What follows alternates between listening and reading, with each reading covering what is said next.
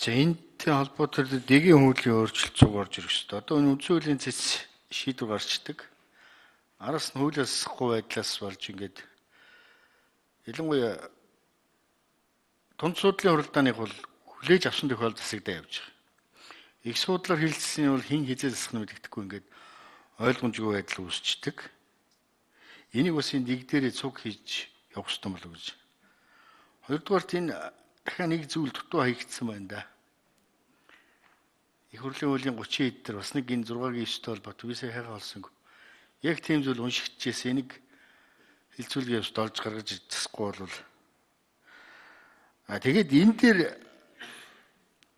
их ч олон талаас нь дүндээ дараа судалсан байх. Миний харахад бол гишүүдч бас болгоомжил ярьж байна. Тооны харьцаа ганц хоёрын зөрүүтэй бол яах вэ гэх мэтлэнгээр энэ хэргийг нь ангилаад өгчих болохгүй байна уу? Одоо бас л зэцсийн шийдвэр зөвсөн үндсэн хууль дээр гэмт хэрэгт холбогдсон гэд том малгай байгаа учраас гээд энд яваад багш байна.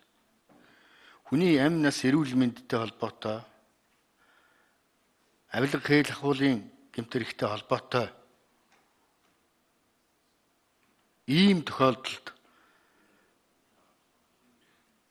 гэдгээр хийхгүй бол одоо нэг үлэхэд иргэний шүүхийн шийдвэр биелүүлээгүй тохиолдолд тэр шүүхийн шийдвэрээс биелүүлээгүй тохиолдолд эрүүгийн журмаар хэрэг үүсгэх шалгана шүү дээ. Тэгээ хариуцагчийн хувьд хэрвээ их хурлын гишүүн холбогдоо явахад яах юм? Зарим нэг гэмт хэрэгүүд чинь зөрчил байсан юмнууд чи гэмт хэрэг болсон. Хүний санаанд ормооргүй юмнууд тэнд төрчин байгаа шүү дээ. Ийм тохиолдолд яах вэ гэдэг. Улам л энэ улс төрчид хууль хяналтынхныхаа багц баглаан дотор л яваад байгаа байхгүй юу?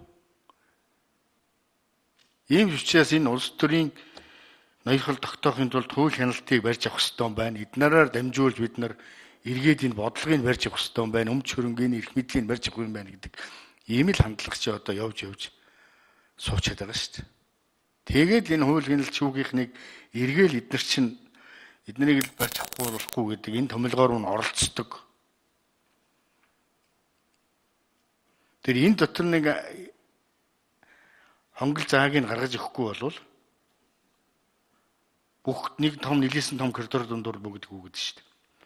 Аль нь болох юм, аль нь болохгүй юм, алинд нь явах ёстой гэдэг заагийн л энэ дотор хийж өгмөр байх юм.